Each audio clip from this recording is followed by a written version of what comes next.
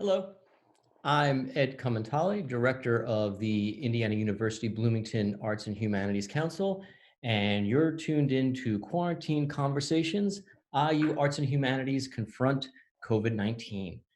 This program is dedicated to the arts and humanities and how faculty at IU Bloomington and IUPUI can provide new perspectives and frameworks for understanding the current historical crisis in its social and moral and cultural dimensions. This is the third week of the program. We've been very proud of the recordings so far. You can catch them all on the Arts and Humanities Council homepage. We've had scholars in the humanities providing new historical frameworks for helping us understand the current moment, also helping us to explore cultural differences and responses to COVID-19, examining the imagery and language with which we discuss the disease, also the values that shape our changing relations to each other at this time of crisis, as well as clarifying the moral dimensions and ethical trade-offs of our responses to COVID-19.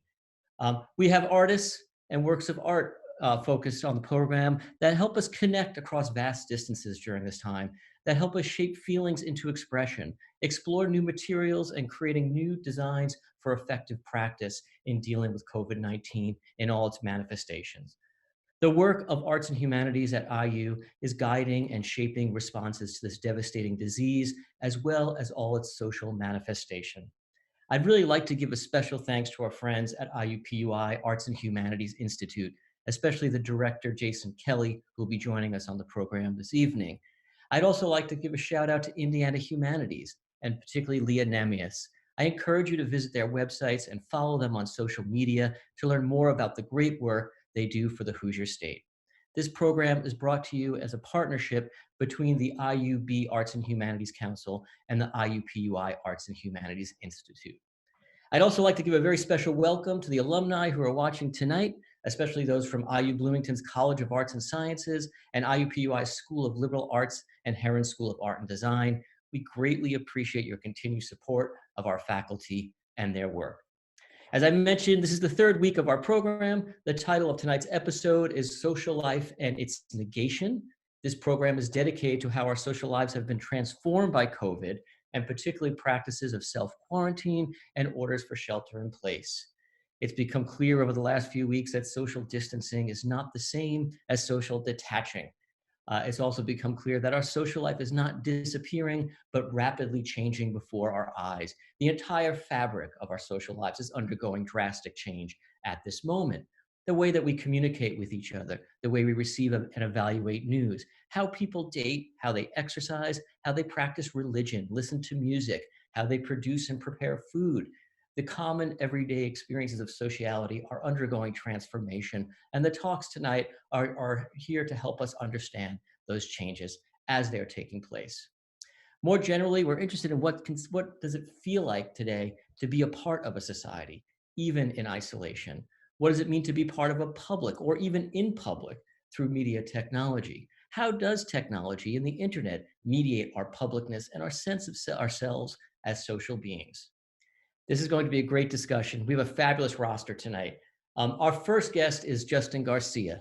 Justin is the acting executive director of the Kinsey Institute and the Ruth N. Hall's Associate Professor of Gender Studies at IU Bloomington. Dr. Justin Garcia is an evolutionary biologist and sex researcher whose research focuses on the biocultural formations and foundations of romantic and sexual relations across the life course.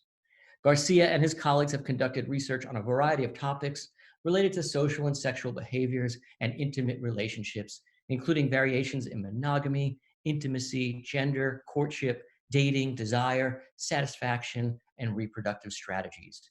Justin serves as scientific advisor to Match.com, and he's appeared in a wide variety of news outlets and documentaries, including CNN, MSNBC, the New York Times, the Wall Street Journal, Cosmopolitan, and Vanity Fair. Justin's talk tonight is titled Love and Sex During COVID-19. Welcome to the program, Justin Garcia. Take it away. Great. Thanks so much, Ed, and thanks everyone for tuning in. It's a pleasure to be here. So as you heard, I'm not an arts and humanities scholar, but I'm a behavioral scientist. But we work a lot with materials and collections, particularly at the Kinsey Institute. We have the one of the largest research collection of erotic materials in the world. So thankfully, I'm surrounded with colleagues like Liana Zhao and Rebecca Fassman who can help me understand it as a scientist in thinking about those materials and the importance to all aspects of my work and to the cultural significance. What I want to talk about a little bit tonight is things like touch and sensory experiences in our intimate lives, and how that relates to both artistic production and the way that all of us are perhaps handling or dealing with, or in some cases, maybe even flourishing with, remarkably, the current situation. So I'd like to start with one of my favorite pieces in our collection. So this is a piece by an artist named Judy Dater. She was born in 1941 in California, initially in Hollywood, but then grew up in Los Angeles. And this particular piece, a reason I chose it to share tonight is because it was actually in our holiday card from the Institute this year. And afterwards, we had a few questions and folks asked, well, how come this particular image was in your holiday card? And the one answer is, well, because Justin loved it. And but I thought tonight would be a great opportunity to explain why I love it quite so much. So this particular image was from 1964 gelatin silver from Judy Dater. And Dater is, in many people's opinion, really a foundational feminist artist, similar to names like Judy Chicago. And I think one of the more influential feminist photographers of our time. We're very fortunate to have a lot of our collections, a piece of her materials in our Kinsey collections. She was influenced by the West Coast School of Photography, but in interviews, she often identifies more with painters, in part because of her interest in portrait and portraiture. One of the things I really appreciate about Dater's work is how realistic and raw and unstylized the images are. So looking at this particular image, when I look at it, I think there's ambiguity here, and in terms of sex and gender, in terms of race, in terms of, is this sexual? Is it intimate? Is it not meant to be sexual? Those are questions that I think her work provokes. One of the things she was really interested in was thinking about intimacy and sex in ways that weren't explicitly sexually provocative. So rather than notions of male photographers with female models that are posing to be sexually suggestive, in fact, these were real images of people that lend themselves to thinking about questions of intimacy and sex and closeness. One of the reasons I really like this piece is because a lot of our own work has been on intimate touch. So I work with my colleague Amanda Gesselman and many others at the Institute. We've been interested in things like intimate touch. And in fact, in a study we did about 2 years ago, we polled over 1,000 Americans, coupled Americans, so not necessarily all married, but people who were in long-term relationships. And the exact number was 1,001. And what we found was that a full third, 34.4% of people in our national sample said that they're not touched enough by their romantic partner.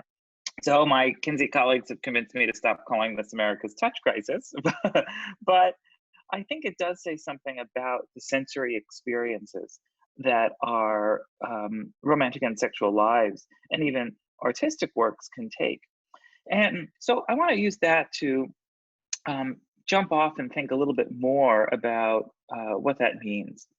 And when I look at that image and I think of the physical touch that people engage in, well, for me, that's also part of a larger story around what our romantic and sexual lives often look like.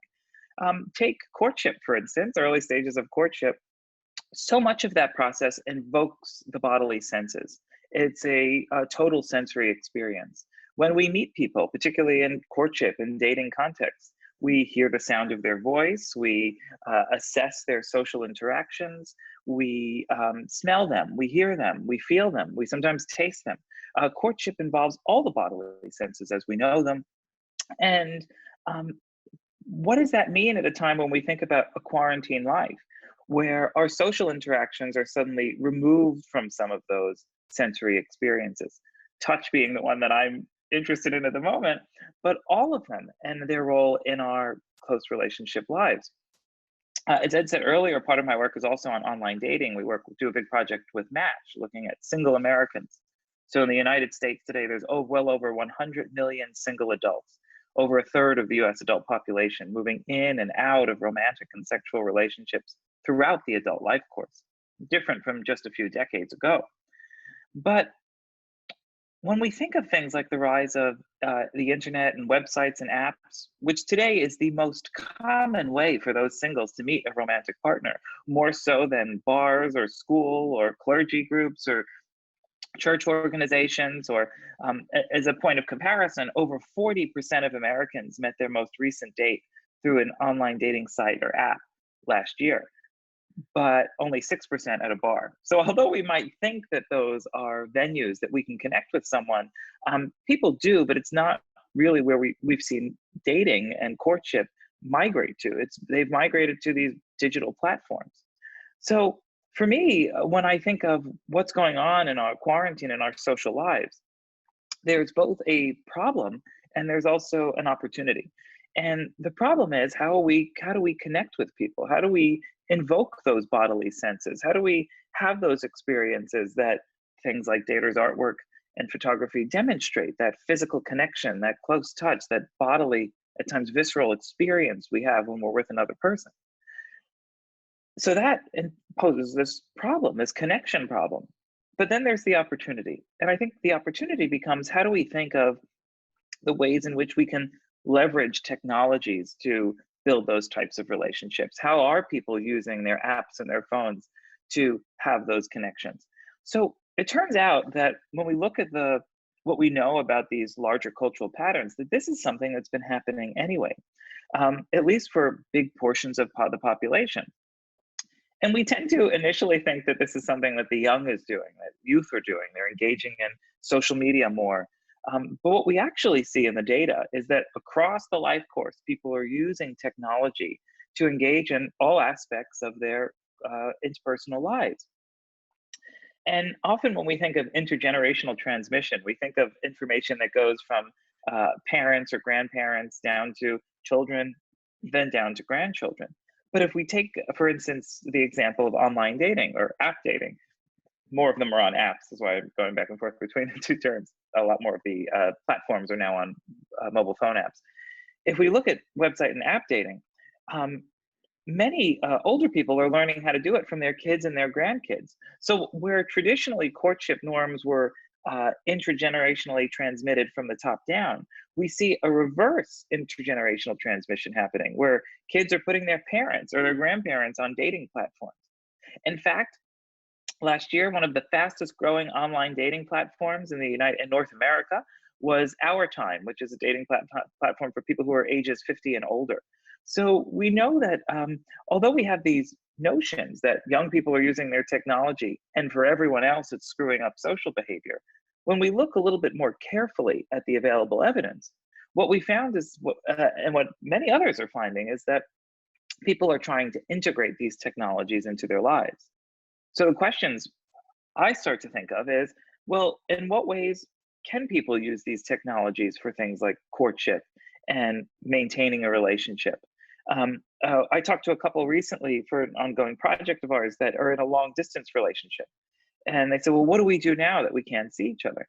And it's an interesting question. It's a difficult question for a lot of people for all sorts of reasons. We're seeing that people can't connect with their partners or can't connect with hopeful partners if they're on the market and looking. And what I think some of the best interpretation of that is that we could say, well, the same thing that appears to be happening in the United States anyway, and that's the integration of social technologies in our personal lives. So we know, for instance, people who are in long distance relationships, things like sending a text message in the morning, whoever wakes up first, or watching a television or show or a movie together, and then using that as a moment to discuss what you each think. Research has shown that that's associated with positive outcomes in relationships. So we can take this moment that feels catastrophic, because it is in so many ways, but we can also look within the larger social and cultural shifts that were happening anyway. the integration of technology in our social and personal lives, a larger role of distance and mobile mediated communication in starting and maintaining romantic and sexual relationships. So that's what the way we've pivoted some of our research questions to try and better understand. So the point I'm trying to make is that yes, we are shifting the way we're connecting to each other, but at a large scale. But if we look within the population, these are patterns that have been happening all along. People have been moving towards technology as ways to connect. And it's why I think it's important when we think of things like touch to think of the regulations around the current moment, not as physical, not as social distancing, but physical distancing. One of the things we've been arguing, the faculty at the Kinsey Institute and our research programs have been arguing is this is a time more than ever that we need our social relationships. So do we want to socially distance? Not so much. We want to engage in physical distancing, but we actually want to draw closer than ever in terms of our social relationships, where we can think about others that we depend on and want to connect with. So I also want to bring up some recent data we've just started to collect. So we launched a large study on sex and relationships in the time of COVID-19, along with my colleagues Amanda Gesselman, Kristen Mark, and Justin Lemiller. And we've collected data on a few thousand people so far. It's an ongoing longitudinal study. If people are interested in being a participant and signing up, just go to the Kinsey Institute website. And you'll find links on our research page, and we're welcoming many more participants. So join us in the discovery of the unknown. And what we know so far is that it looks like on average, most people report a decline in their sexual life, a decline in the quality of their sexual life, and also a decline in the frequency of sexual behavior. Now, those things are not necessarily always tied together. I'm in fact, an advocate that we shouldn't use sexual behavior ever as the measure of things like sexual satisfaction or quality of one's intimate life. But we know that both behavior frequency is down and quality is down. However, we also found that on average, people were increasing their behavioral repertoires. So although their sexual behavior frequency was down, the number of behaviors they were engaging in were increasing. And those people who did engage in new behaviors in their sexual life were 3 times more likely to report positive increases in their quality of their sexual life. So there are some people who are thriving in this moment, particularly in the context of interpersonal relationships. Now, that doesn't mean a committed romantic relationship. Some of our participants are single, some are in exclusive romantic relationships, some are in open romantic and sexual relationships, all sorts of relationship diversity. But what we find is some are using this opportunity to do things like talk to their partners. And in fact, when we looked at all these different behaviors, these behavioral repertoires, what people were engaging in, how were they expanding their repertoire? Some of the most common things were things like sexting, things like talking to your partner about sexual fantasies. So, and a lot of them involve the integration of technology, the integration of what we call CMC, computer mediated communication. So things like sexting.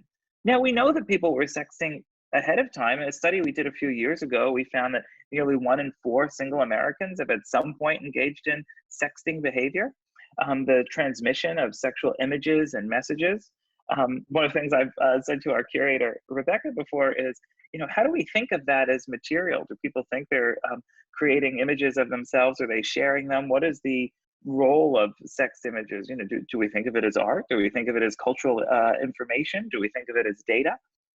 They're not necessarily questions I have answers to.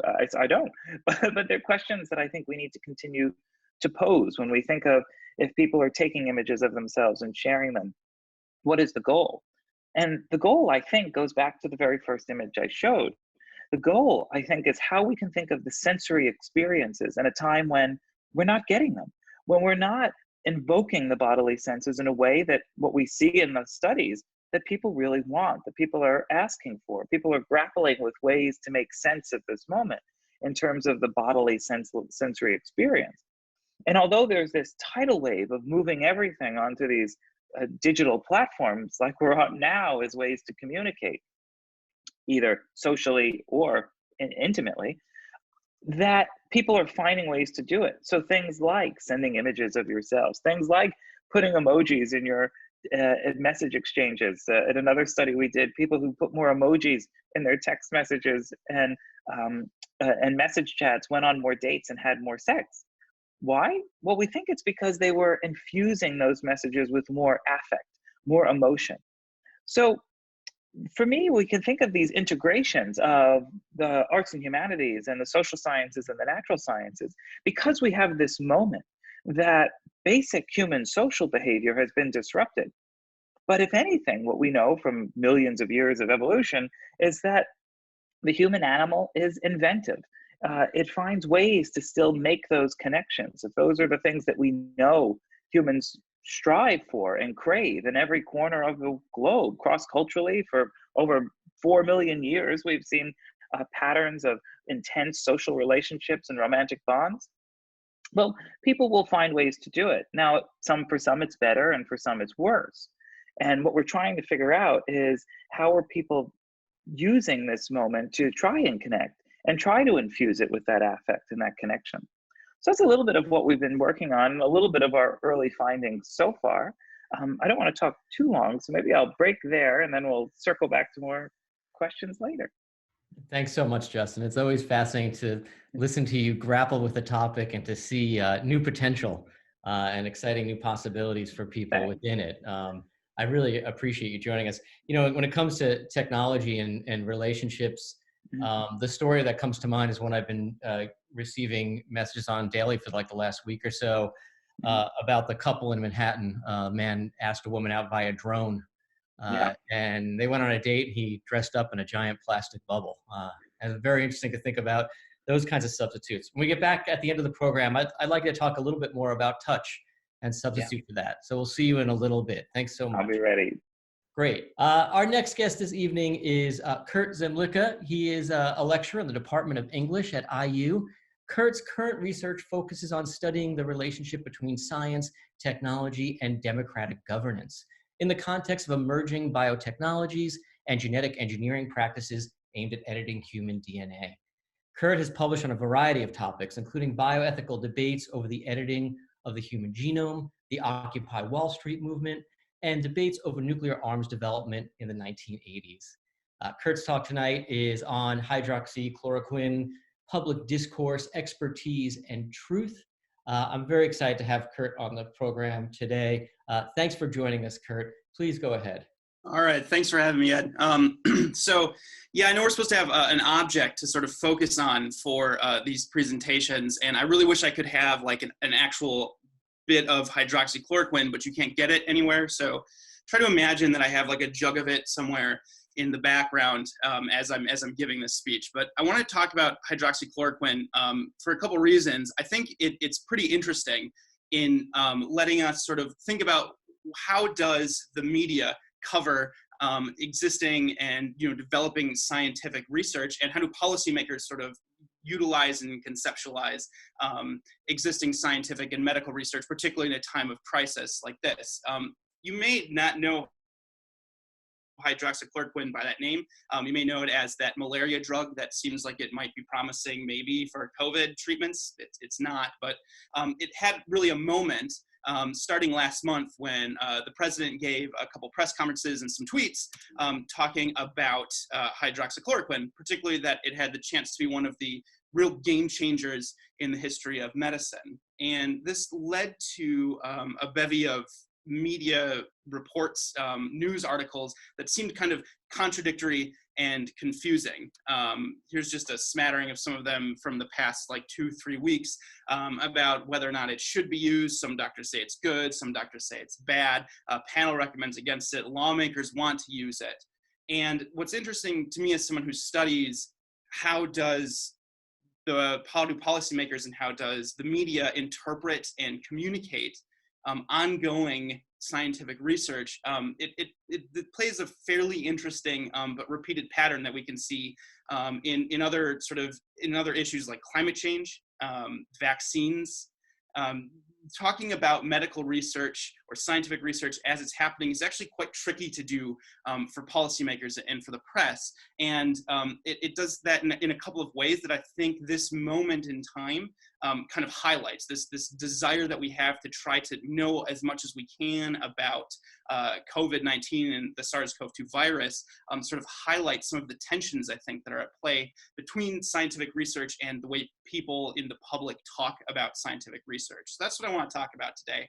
And I want to do it in sort of two ways. I want to talk first about the role of truth in what is true for a scientist and how policymakers conceptualize truth, how sometimes the translation of scientific research to for policymaking formats or to try to persuade people to take a particular course of action.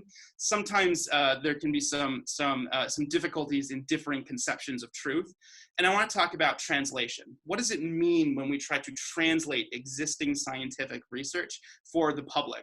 And more importantly, what can we do now as members of the public in a sort of highly confused information environment that we're all in?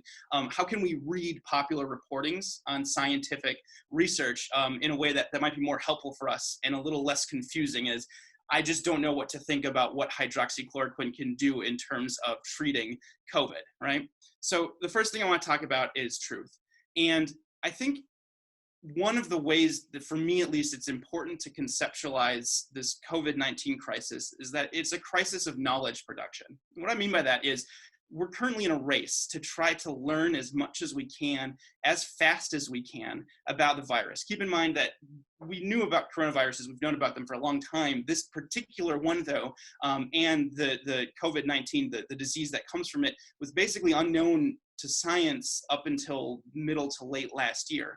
And so you can see that there's a moment in which both scientists and policymakers are attempting to try to produce as much knowledge as quickly as possible about the disease in order to make therapeutics, vaccines, but also to make policy actions to whether or not we should close down universities and go to sort of social learning, whether or not we should enforce social distancing, quarantines, when should we lift them, right? These are all questions that require knowledge about the virus. And I think what we're starting to see now is something that is true in many ways in which we think about science and its relationship to public policy, which is that science and knowledge production within science moves much more slowly than the way that knowledge production occurs for policymakers. And so I want to talk about that discrepancy because I think we're sort of feeling it acutely here. We all wish we knew everything we could know about the virus as quickly as possible, and we wish that medical experts knew as much as they could to give us therapeutics, to give us treatments or vaccines, or be able to speak more authoritatively on the nature and course, virality of the virus. And sometimes that progress can be a bit frustratingly slow, but necessary. And so let's talk about the speed of scientific knowledge production first. One of the things that I think is important to understand about particularly the natural and medical sciences is that they're by nature a conservative process. And I don't mean that in terms of liberal versus conservative. I mean conservative in terms of they're slow and cautious. They like to check themselves. They want to be able to produce facts with a certain veracity that the sort of reactionary processes of policymaking doesn't really have to, it's not a concern for a policymaker. And the reason that science is a conservative process largely is because obviously it adheres to the scientific method.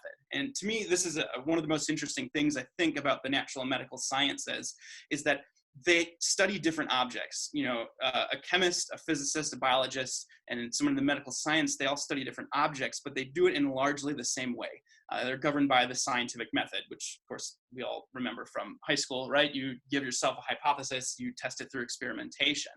And the reason they all adhere to the scientific method as compared to, for example, the humanities, right? In which we study somewhat similar objects with a variety of different methods to say different things about different aspects of human interactions and social life in the case of this panel. Scientists adhere simply to the scientific method because they produce a very specific type of knowledge in society. And that knowledge is this, is that I feel that one sort of working definition we can think of for science is that it's just simply a discipline that has the ability to make observations about the world, and we conclude that those observations would exist independent of our ability to perceive them. Now, what that means is you can think of someone who is deriving a natural law or talking about the atomic weight of hydrogen or something like that. you observe and test and then verify and produce a fact, right, about the atomic weight, for example, of hydrogen. And that would be true even if we weren't there to observe it. Now, this is different than the type of work that we do in the humanities, but it's also different than almost any other area of society. Science is sort of unique in the capacity that it has as a discipline to make observations about natural laws and about cause and effect that would exist even if we were not there to perceive what the effect would be. We can compare this then to the speed of policymaking, right? Which is much faster. First off, policymaking is an aggressive and reactionary process. Policymakers have to respond, in this case, are responding to a crisis, and they have to move fast. People want them to do something about it. Obviously, we know that not taking social distancing measures would have been much worse than taking them. The attempt to flatten the curve is a response to an exigency or a crisis. And so policymakers orient their actions to the world in terms of speed and response. And policymaking, therefore, is not necessarily governed by producing knowledge, but by producing results. Are we flattening the curve, right? For example. And the result then is that policymakers are dealing with questions of knowledge differently than scientists, because the question of what is the atomic weight of hydrogen is a different type of question to should we implement social distancing? Should we invade this country? Should we raise taxes? These are questions that have answers, but the answers aren't like in the back of a book somewhere. They're not objectively true. They have to be collectively negotiated. And we have different standards for measuring whether or not they're good or bad ideas. And so what you can see is that the speed of knowledge production for both the scientists and the policymaker, they're operating at different speeds. One of them is constantly in front of the other, right? And at the same time, the impulse of a policymaker to try to pass policies based upon available evidence, the temptation oftentimes can be very strong to try to pull scientific knowledge production into the world of policymaking, sometimes before it might be fully cooked, right? And so you see this thing that is almost a conflict of truths. On the one hand, you have science that is producing truth about the world, an authoritative truth that exists independent of our ability to perceive it, versus policymaking, which is a collectively negotiated truth that does not necessarily have a right answer, just better or worse ones, right? And the difficulty comes in what happens when we try to take something from the scientific world and implement it into the policymaking world. And it becomes a question of converting different types of truths, right? Fortunately, there is a way and a theory that we have for being able to think about this. And so for folks like me who study rhetoric, we can understand how do people collectively go about making meaning in the world and attempt to persuade other people to take courses of action. One of the ways you can do that is by relying on scientific evidence to try to persuade someone of something. Well, we have to characterize science in a certain way. And there is someone who is actually quite helpful, strangely enough, at a time like this for helping us think through problems like this. And it's my main man, Aristotle. I think Aristotle can tell us some things that are pretty important about how we can navigate an information environment in which we see a bunch of conflicting reports about supposed scientific studies or maybe anecdotal evidence about doctors claiming this or that, how to navigate those sometimes contradictory information. Well, part of it comes from understanding what the conflict is in the types of truth that are being negotiated over between policymakers and scientists. It's interesting, Aristotle writes a book called The Rhetoric, on rhetoric, this sort of tome trying to teach us how do we think about and understand the ways in which we collectively make meaning and can persuade people. And the first book of The Rhetoric, the first chapter of The Rhetoric, the first paragraph, the first line is not a definition. He's not like, hey, y'all, I'm going to tell you what rhetoric is. Instead, he says something along the lines of, rhetoric is related to but different from philosophy. And great. What does that mean? I actually think that's an incredibly helpful thing for our purposes here, because we have to think about what philosophy did for the ancient Greeks, right?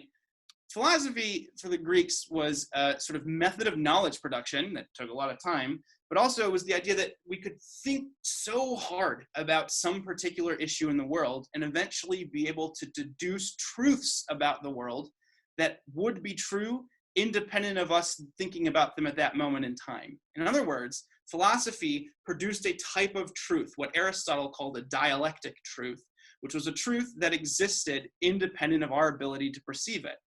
Now, philosophers don't serve that role today, but scientists certainly do, right? And so Aristotle's immediately saying we need to think about rhetoric as related to science. It's different from, but related to it in some way.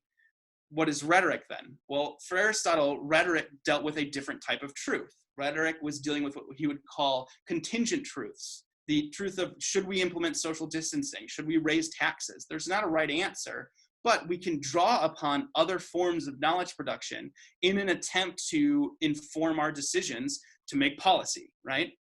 The problem is, and Aristotle talks about this a little bit, in which he says we need to be weary about how we're essentially talking about contingent truths and dialectic truths, truths in terms of what's true for the policymaker versus what's true for the scientist. And if we tend to conflate the two, it can lead to some fairly confusing results. Part of it is because of the fact, I would argue now, that science moves slowly and policymaking moves quickly. So one of the ways I think in which we can sort of think about this problem is as a question of right and wrong, right? Ask the scientist, all right, is this discovery you made right or wrong? Is it right or is it wrong? And the scientist will think about it in terms of, is this correct or incorrect, right? And this is the type of knowledge that they're producing. Is my observation about the world right or is it wrong? Is it correct or incorrect? You ask a policymaker, is that policy that we passed right or wrong? The answer is different. They think about right or wrong in a different way. They're thinking about it in terms of good and bad. We have to think about how do we understand what good or bad means. Those are oftentimes based upon values that are dependent upon a circumstance. Will it affect a certain number of people in a certain way? What are the economic impacts, the public health impacts, re-election chances, right? These are all different issues that are at play, but right and wrong does not mean correct and incorrect like it does for a scientist. So again, I think now it's a question of what happens when we bring the world of good and bad in terms of right and wrong into the world of correct and incorrect. In other words, what do we do and how do we analyze or interpret when the media or policymakers are talking about ongoing scientific research? And I think the most helpful way to think about that is it is a matter of translation. It's a matter of translation, not only in that we need to translate the sort of highly specialized language of science to be more easily accessible to the public. That certainly is the case, and is the job of science reporters oftentimes in popular media outlets. But I also think that there is a translation task that we can do as individuals as we sort of critically engage with our information and media environment to understand how are those outlets talking about scientific knowledge production, understanding that there is a tension in which we all wish that science would move a little bit faster, particularly in this instance, but it doesn't. And sometimes there is a tendency by the press and by policymakers to treat all things uttered by scientists as if it were a scientific fact, which is not necessarily true, and to treat all scientific studies as the same, which again is not necessarily true, again, because they're thinking of what would be the results if this research were to be true and could be translated into policy. So we all kind of need to take a step back, I think, and think about that translation process, which is something that can be exceedingly difficult to do in a time as anxious as this one, in which we wish we knew more faster about the virus in this case. And so I think one of the important things is to what can we look out for, right? When we're looking at pieces of popular press that are talking about scientific studies that may be potentially misleading, that may do a sort of category error of translation by turning dialectical truths into contingent ones. In other words, presenting scientific research that is focused on correct or incorrect and making a translation as could it be good or bad for us, right? An act of sort of wishful thinking. The first one is anecdotal evidence. I want to say, and this is anecdotally, an upsetting amount of news stories now that are talking about existing medical research and ongoing medical research about COVID are citing anecdotal evidence. This is interviews with particular doctors in the field in a particular hospital determining, oh, I've noticed this or I've noticed that, maybe that there's clearly some sort of correlation, maybe it's causation. And the media stories tend to treat this as it being causation, as if the anecdotal evidence is in and of itself scientific proof, but it's not. Anecdotal evidence is not part of the sort of end result of the scientific method. However, anecdotal evidence is very quick to gather. You just interview somebody, you can ask them a question, and then it's very easy to say, well, the authority of this doctor says this thing, therefore we're going to assume that there's some sort of medical validity to this. This was rampant in the hydroxychloroquine sort of saga that has played out over the past month. The next one is looking at preliminary results. If you're looking at sort of studies that have not been published as peer review but have been made available, there's a tendency that a single study will indicate one thing, and then there's sort of, again, a translation error in which this is presented as if it is a conclusive consensus by a scientific body. Again, that's not necessarily true. However, preliminary results tend to happen more quickly than going through the peer review process because the preliminary result just hasn't gone through that process yet. There's a tendency, again, to say, well, I think if there's a study that must be a scientific study, it's probably the same as if it were in a journal, which it's not because it hasn't gone under peer review. And then a tendency to extrapolate from there larger assumptions about treatment courses, about the virality of COVID-19 in this case. And again, understanding the environment in which media outlets are attempting to report on science, it makes sense to try to push out as much as you can in terms of keeping people up to date about scientific research. However, there's a sort of difference between the process of the research and the product, and focusing on the product is what is important. Another thing is a lack of citation. This tends to happen more, this happens more basically on Twitter, and it happens in certain policy briefings that take place in which people will cite, I'm hearing that some things are indicating that, without giving a citation. This is a red flag. Most likely it's based either upon anecdotal evidence or nothing at all. And then hearing words like game changer, silver bullet, or miracle cure, right? We see these on the internet all the time talking about various medical treatments, but it's become more prevalent now in the context in the age of COVID. And so being aware and being careful about that type of language tends to be more wishful thinking on the part of policymakers than it really is in terms of reporting on the veracity of the science. And I just want to give one sort of fairly ridiculous example of this is a thing making the rounds the internet the other day was something about COVID spreading farts. And I noticed two interesting things about this. One is that you can find stock images on anything, which is pretty cool. But the other is that this issue was first posted in the Toronto Sun, and it was essentially saying that there was an interview on an Australian morning show with one doctor who was hypothesizing that it's possible that COVID could be transmitted through fecal matter, and said maybe farts could spread it. It got picked up and run with by the Toronto Sun. The Daily Star and the New York Post then just cited the story from the Toronto Sun. This is compelling reading. It's clickbait, it's an attention grabber, but it's not particularly something that is based upon scientific evidence. So being weary about this when you're sort of engaging with an information environment in which you're being bombarded with information about the disease, this is a fairly important and significant thing to look out for. The last thing I'll say, in returning real quickly to hydroxychloroquine, is this. This has real effects. After the president had sort of promoted hydroxychloroquine, it was almost impossible to get because prescriptions were surging by people requesting it as a treatment. And this is problematic because the medicine itself is used to treat other diseases. And so there were patients, particularly patients with lupus, who were having a difficult time getting the medicine that they needed. All of this news stories that I've pointed out in this presentation occurred over the span of about a month. And last Saturday, the FDA issued a warning on chloroquine and hydrochloroquine, saying that they actually do not recommend it for treatment. So all of this played out in a month, which is absurdly fast in the context of knowledge production for medical research. However, I think, wish it would be faster. And I think learning to sort of temper that anxiety at this moment in time is incredibly important, and being able to sort of critically engage with the types of media that we're looking at, what our information environment is, and understanding when is there a category error of attempting to translate scientific research into more sort of contingent knowledge for a policymaker, even though the fact that it's not actually based upon the type of information and knowledge that we would want in our science. This is going to take time. It's frustrating but necessary. And engaging and understanding that scientific research takes time, I think, is one of the more important things we can do at this moment in how we engage with reading and understanding media presentations about new scientific research. All right, thank you very much.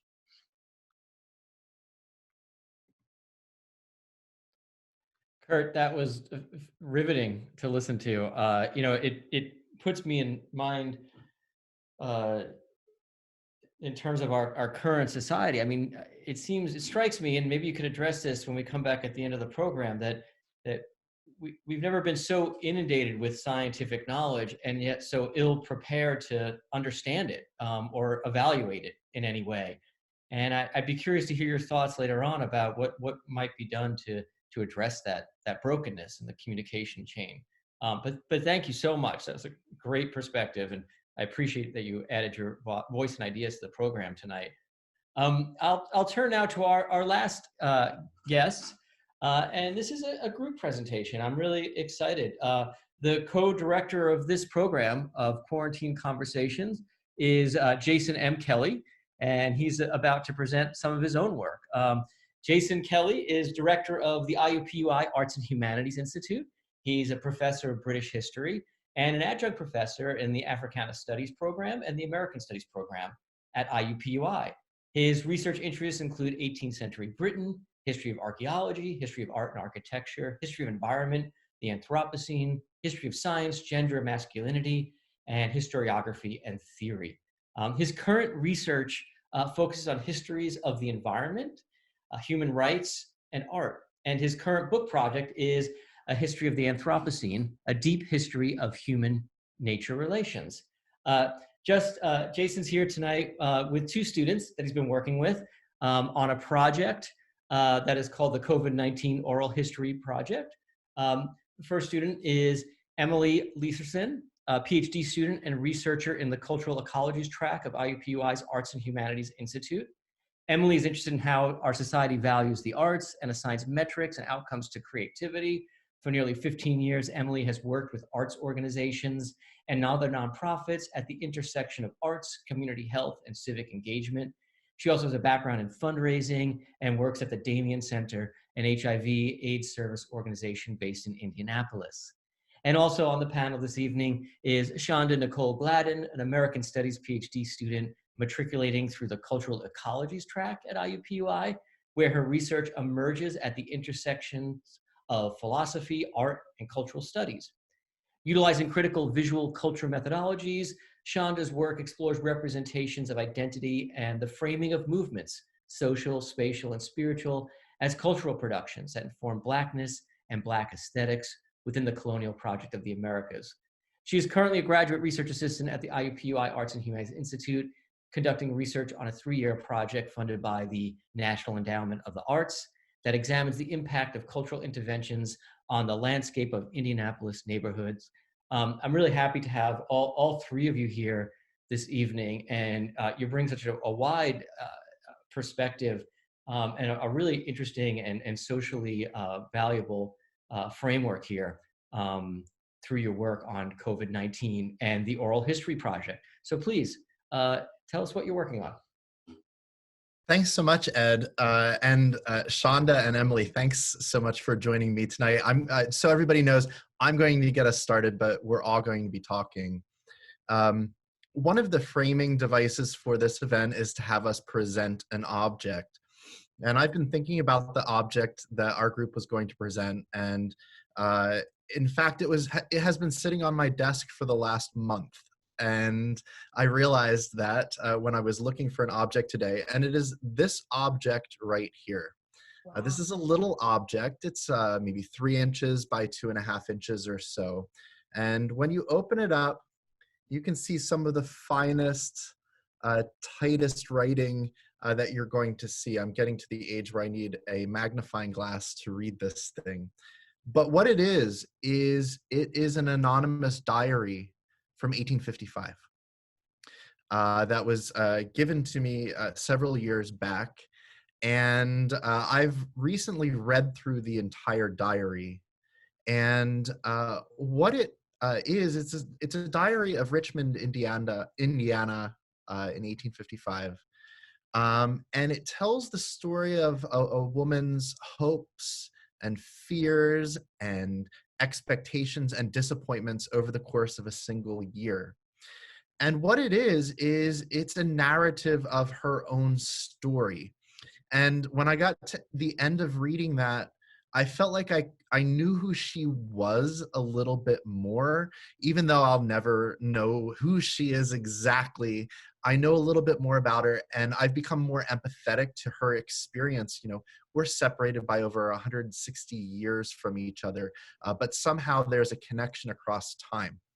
And that's why I wanted to start with this, because the project we're going to be talking about this evening is the COVID-19 Oral History Project. And in many ways, it is a way to collect narratives so that we can talk to each other across time. And the narratives that we're attempting to collect are the narratives of people living through this historic moment.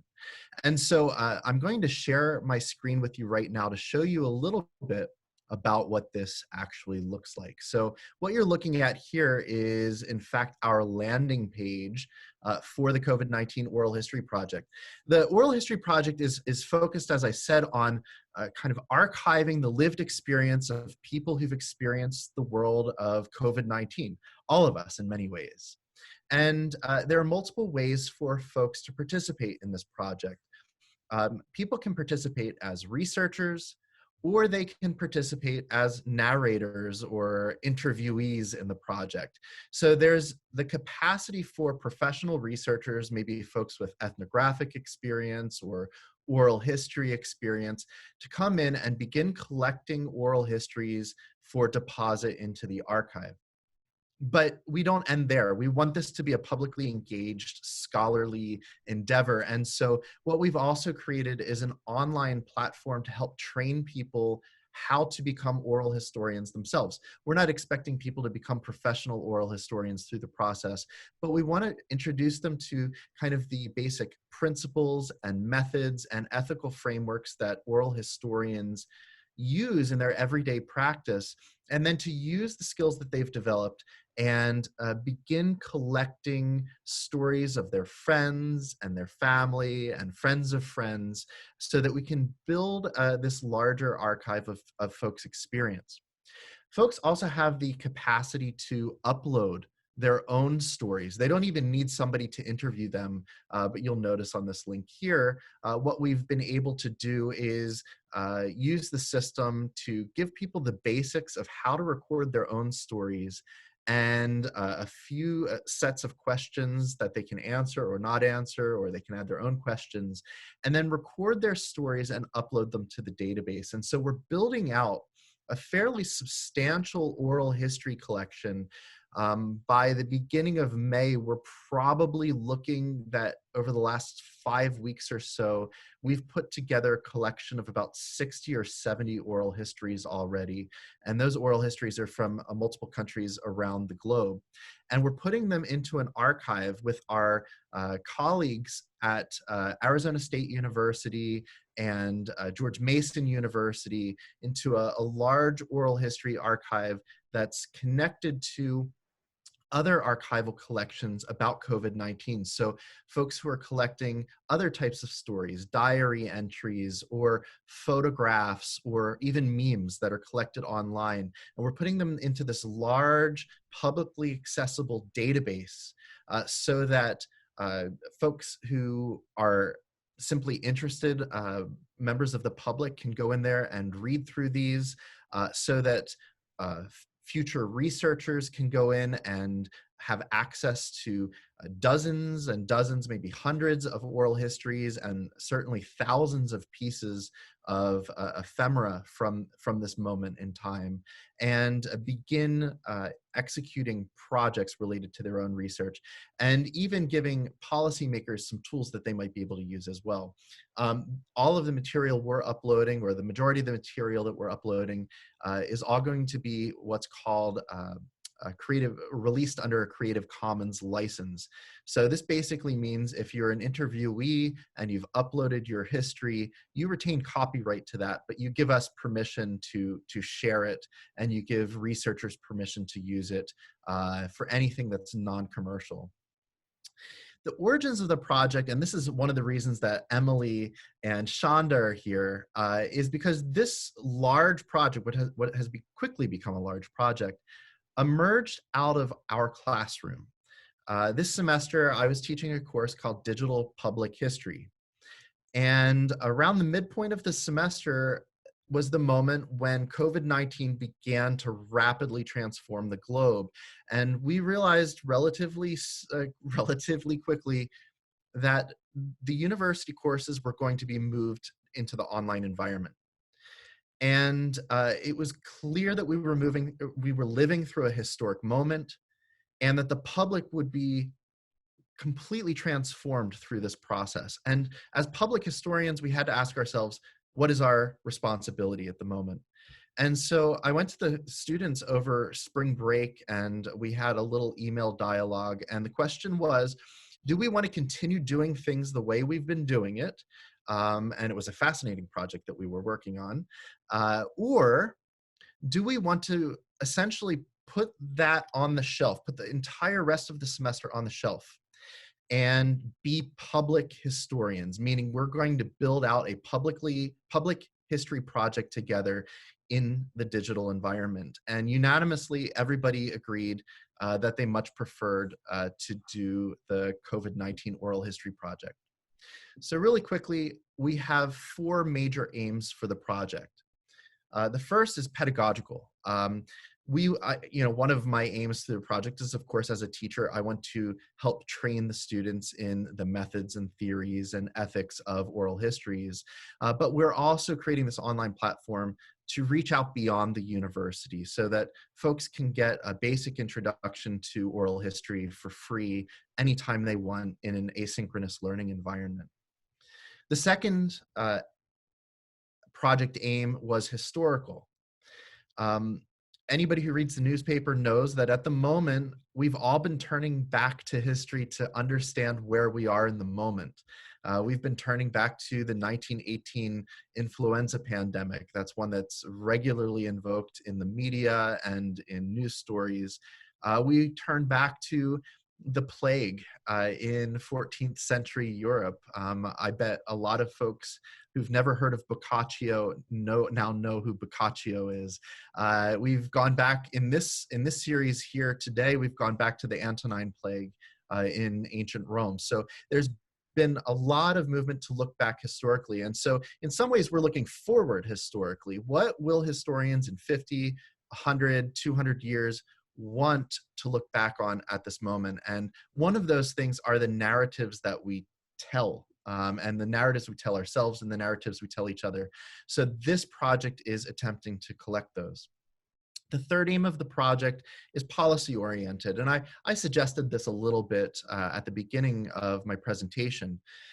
The thing that we all know is that there are structural inequities in our society. There are health inequities, there are economic inequities, there are racial, ethnic inequities in the world we live in. And COVID-19 has really amplified how people experience those. And so while we know about the larger structural inequities in which we live our day-to-day lives, what oral histories can help us better understand is how people experience those structural inequities, how they function in day-to-day lives, how they function in communities. And so there's the potential for the Oral History Project to help us better understand those larger systemic inequities that we're attempting to ameliorate and make go away. And finally, the fourth project aim, and this gets us back to the diary a little bit, is the project aim of empathy. Empathy is one of the great gifts that humanities offers to us. It helps us better understand who we are. The stories and narratives that we tell in the humanities context help us better understand who we are here with. So who we are here with, and when we sit and we really listen to other people's stories, whether that's in person when they're speaking to us and telling us their stories, or whether we're listening to the audio of their narratives, or through reading a book or a diary that they've put together, what we begin to do is build important and meaningful bridges across divides. And so this is the fourth aim of the COVID-19 Oral History Project, which is empathy. So I'm going to stop right now and hand this over to Emily and then Shonda, who are going to speak a little bit about their experiences as students and researchers on the project. Oh, and I'm going to stop sharing my screen. Okay, so I will go first. It's a pleasure to be here. I'm Emily. I had three main takeaways that I wanted to share this evening. The first is based on the medium of the project.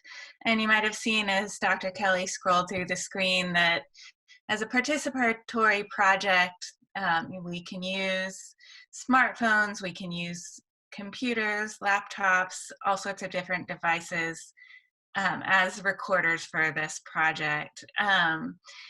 One of the things that's interesting to me about that is that, as Shonda and we've been working together on this project, have been primarily using Zoom, mostly for video interviews, occasionally for audio-only interviews. And as we all know, Zoom is not maybe the perfect ideal recording platform. It can be a little shaky and wobbly at times. And not the recording device that might offer the most professional quality recording, but it has become an important part of our lived experience. And so for me, it's been very interesting to see these interviews evolve through a Zoom platform that really reflects what all of us are doing, or many of us are doing on a day-to-day basis. As Justin mentioned earlier, we've had a disruption in our basic human social behavior, and this is the way we're relating to each other. So it's interesting that the Oral History Archive also reflects that. One philosophical or maybe theoretical takeaway that I had is based on a quote that Dr. Kelly had given our class, that the only thing we can be is intentional about what we do. And that was an important observation for me. I think that for the graduate students in this class, this has been a way to contribute something, and also a way to be intentional about whose stories we are collecting. So we all have stories, whether we're interviewers or interviewees, but we really want to reflect the diversity of experiences. We want to reflect stories that might not otherwise be told, and so it's been interesting to try and pull those out. It's not always easy, but important when we can get to that diverse range of stories. And then the third thing is a content-based observation. Shonda and I have done 5 interviews, soon to be 6. One was with an openly gay and openly HIV positive man who talked about the health impacts of COVID-19. 2 were with local arts professionals, which is an interest of mine. One was with a man in Florida who talked about he works with immigrant farm laborers and talked about the risks to that community, and also a pastor in South Africa. So it's a very diverse group of people, but some of the most interesting moments that they shared were not the things that I would have ever expected. Almost all of them had, when we asked a question about what do you see in your neighborhood on a day-to-day basis, had a really compelling response to that. And it could be anything from, well, I live in a higher poverty neighborhood and we have drug dealers on my street and I see them out, their business hasn't stopped, and I worry about the health risks that happen there. To, something as simple as I live in an apartment and I am worried about going out. I don't have space to go outside. there were very interesting observations about politics from every single person we talked to, even those who, frankly, I would never have thought would be willing to share political views. So this has been a fantastic project to be a part of. It has been fascinating to hear all of these different stories, and thank you for listening today. Yeah, Emily, thank you so much. I think where you landed is a good place for me to kind of take off, and that Audre Lorde has said that our feelings are our most genuine paths to knowledge. And then she continues by saying that if I didn't define myself for myself, I'd be crunched into other people's fantasies for me and eaten alive. And I think that in keeping with what Audre Lorde has said, and along with the lines of Dr. Emily Towns, as she talks about the cultural production of evil, and this notion of declaring that a fantastic hegemonic imagination plays with history and memory to spawn caricatures and stereotypes, that my role in this project has been to curate stories of people who are living during a pandemic in their own words. That's what we've been doing, capturing and curating these stories in their own words. We are actively creating primary source material related to the lived experiences of people during a pandemic. There's a colloquial expression in our community that says, when white folks catch a cold, Black folks get pneumonia. And we believe that this is actively on display disproportionately around the globe. Black people are contracting and dying from COVID-19 in disproportionate numbers. As Emily has referenced, Reverend Teboho Klaus, one of our oral history interviewees in South Africa, he names this the disease with a surname, that it has been a most deadly disease with a surname for people of color and people who are dispossessed and people who are living in poverty. And so in addition to embodying the practices of diasporic people as digital humanists and digital historians, we're traversing the oral tradition akin to that of griot. That I see our role in this project as critical to the dissemination of narratives by and about, from my lived experience, Black people of faith, especially those who are concerned about what I call the spirit of universal living, or the soul of Black folks. That we've been able to tap into Black people who are dying, but also those who are living during this pandemic, as well as the allies who are important to those narratives. As Emily has shared, to date, we've conducted oral histories with a South African pastor who also works as a program officer for an LGBTQIA human rights agency in South Africa, as well as a gay white male living with HIV here in the States. And in the days and weeks and months to come, individuals will allow us into their story, to bring light to illumine the ways that this pandemic is impacting them, but also how they'll be able to write the imprints of history on what was life like right now. There are a number of oral history projects that have documented this, and these are the narratives that we have of people like enslaved Africans whose stories don't get to be written down because that tradition is outside of the scope of what is common to their tradition. And so I'm just elated and excited to be part of continuing this story and doing this very important work of making sure that we document the lived experiences of people who, for other intents and purposes, may not have their story told. So if you want to be a part of this project, I think Dr. Kelly has already said it, but I want to re-emphasize and reiterate, please let us cherish and hold and shepherd your story so that the annals of history will have your name marked in them and in this very extraordinary time in which we are living. Thank you. Yeah, thanks, Shonda and Emily. Well, you just gave the perfect example of why it's so fun to come to work every day. So yeah, the last thing that we often get asked, and I think is a good way to end the conversation tonight, is when is your project going to end? This is an important question. So, what happens when the virus goes away, or there's a vaccine, or there's a treatment, and it's no longer something that we're dealing with on the everyday? And our response to that is actually maybe we need to think about what the virus is a little differently than we've been talking about it in the news and oftentimes with each other.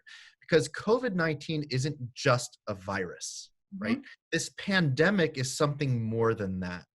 It is, the virus is this biophysical thing, yes, but it exists in a sociocultural framework, right?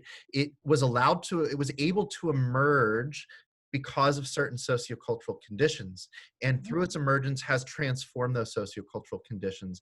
And so we should think of COVID-19, the pandemic itself, as what we might think of as a biophysical sociocultural complex. And when we start to think of COVID-19 as a sociocultural biophysical complex, then what we begin to notice is that it doesn't go away, that the effects on our social systems, our economic systems, our public health systems, our political systems is profound and will last a very long time. And that the sociocultural systems that made the worst of the pandemic manifest itself in a place like the United States, those racial inequities that we talked about, the social inequities, the economic inequities, those systems remain afterwards. And so our work isn't done with the COVID-19 project when the virus goes away, when we think of it that way. But this is an ongoing project to document kind of the longer tail, perhaps, of what COVID-19 is. So with that, I just want to reiterate what Shonda said and invite you all to participate in the project. In many ways, all of us are historians because we all have stories that we tell each other. We all interpret the past together. And so you are welcome to join us in this particular project. Thank you. Thank you so much, Jason and Shonda and Emily. That's fascinating work, and I'm so happy to hear about it and understand a little bit more about the frameworks behind it. I am chomping at the bit here to ask questions of everyone. But I have a couple of announcements. Quarantine Conversations is one of several programs happening this week and brought to you by the Indiana University Arts and Humanities community. On Thursday at 6 p.m., we have the next installment of Thursdays at Home, which is an arts and humanities variety show that features performances, readings, and more from IU faculty, students, and friends. This week, we're featuring the work of designer and artist Jiangmei Wu, whose origami mask project has made national news, as well as dance choreographer DJ Gray, pianist John Griffith, and harpist Carolyn Robinson. It should be a lovely evening for Thursdays at Home. We also have two great collaborative live streaming events this week. On Friday at 3:30, there'll be a Meet the Author event with IU history professor Jeffrey Gould, who will be discussing his newest book, Solidarity Under Siege, the Salvadoran Labor Movement, 1970 to 1990. This presentation is collaborative and it'll be put on with our friends at the College Arts and Humanities Institute. And then on Sunday at 5, there'll be a very special performance from IU's Department of Theater, Drama, and Contemporary Dance. Jonathan Michelson will direct a cast of faculty and student in a live Zoom reading of Shakespeare's As You Like It on Sunday afternoon at 5. And I would just want to announce that the Eskenazi School of Art, Architecture, and Design and the Grunwald Gallery of Art are now presenting virtual exhibitions of work by graduating BFA and MFA students online. And you can find their exhibitions on the Eskenazi's website, which they're fabulous to see. And it's great that we can deliver so much great graduate and undergraduate artwork via the internet.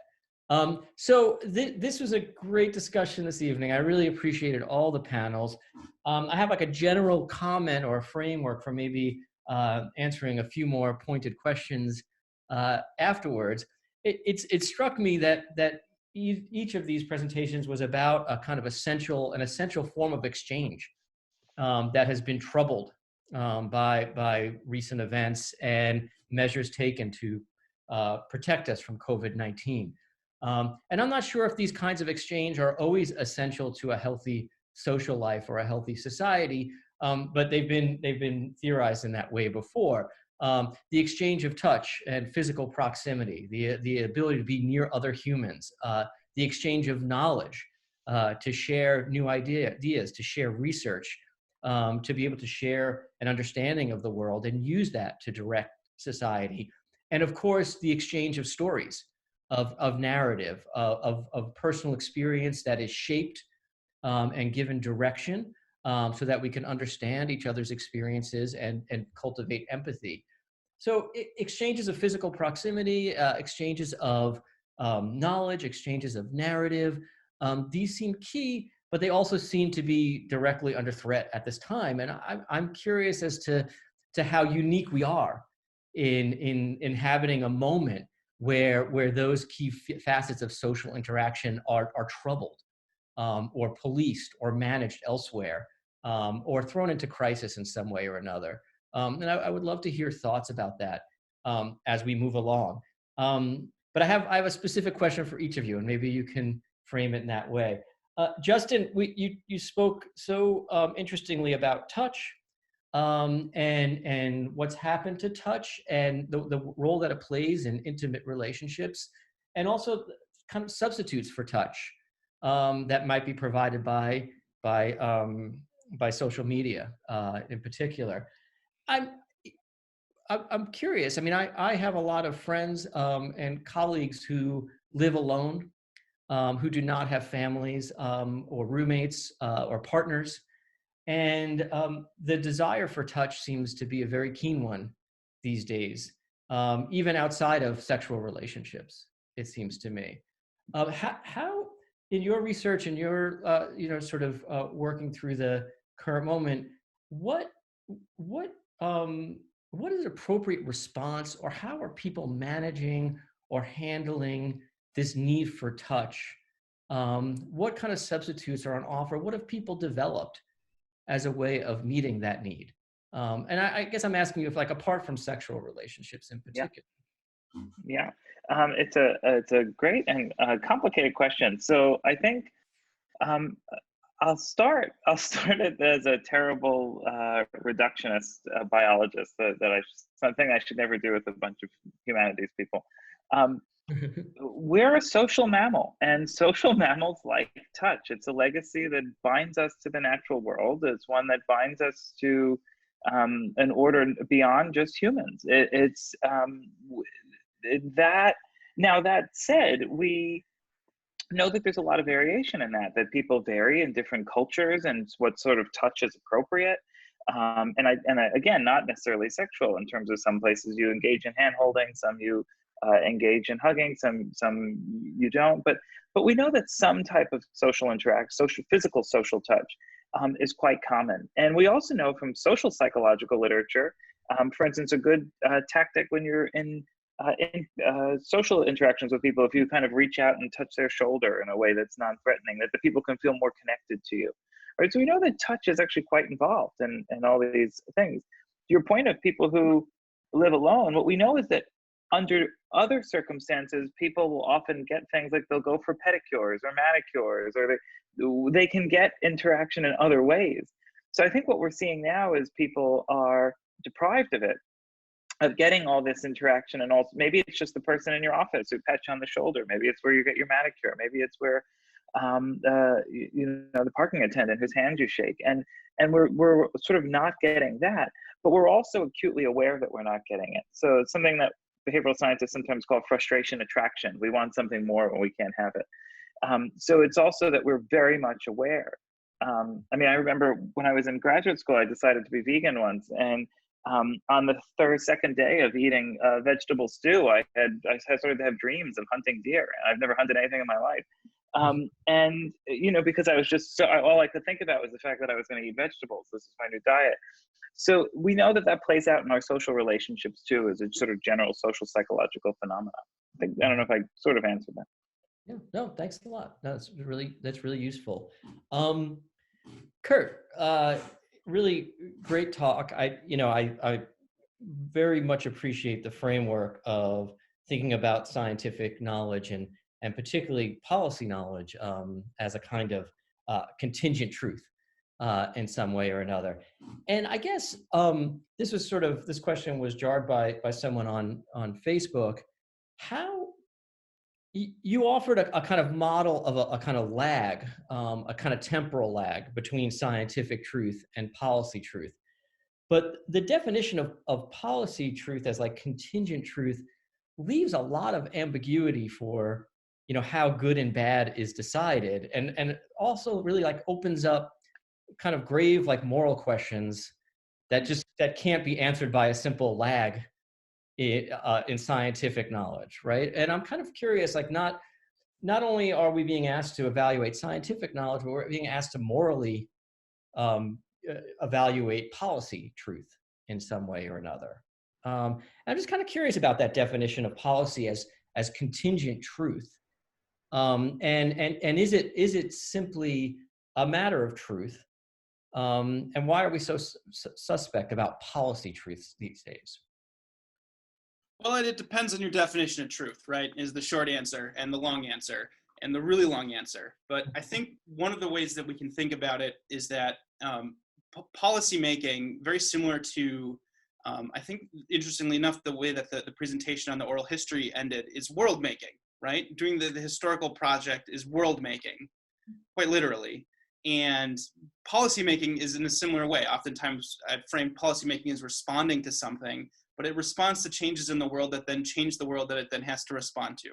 And so the thing with contingent truths is it's not a truth, again, in a sense of correct or incorrect, but it's a change in the conditions of possibility in which people can live their lives. And so that cannot not be an ethical question. And that's needs to rely on a variety of different modes of knowledge production to inform how it happens. And scientific knowledge production is but one of those, I think. And so I think to say that what policymaking does is it produces contingent truths about the world is to say that it's a process, world making, responding, building, and then changing over time. And the emphasis is more on contingent than it is on truth. Truth just being the production of a reality. Contingent means that it is always possible for it to be otherwise. And I think one of the things that's important at this moment, and I think it's something that every one of the presentations today emphasized, is that taking a sort of humanistic or hybrid social science humanistic approach to studying a moment like this, in which it feels like so much is changing that we can't control, where we are abutted against the contingency, is to say, but things could be different. We can think about how we want things to be different, how we can make them different. And we could say, I wish that there was a scientific solution to the problem, but a scientific solution to a policy problem that sounds good in theory, it doesn't always work out that way. The question is, how do we implement different ways of knowing and thinking about the world to build a world that is one that is more just and is one that we want to inhabit? And that is the value of think of the humanities. You mentioned a question earlier about, being awash in information. This, I think, this question speaks to that, because I think the way that you deal with being awash in information is not to become an expert on every single thing, but it's to become an expert in understanding how to think and what equipment you have for living in the world. And becoming an expert in how to think, learning how to think critically about the human condition and how you integrate science into that, right?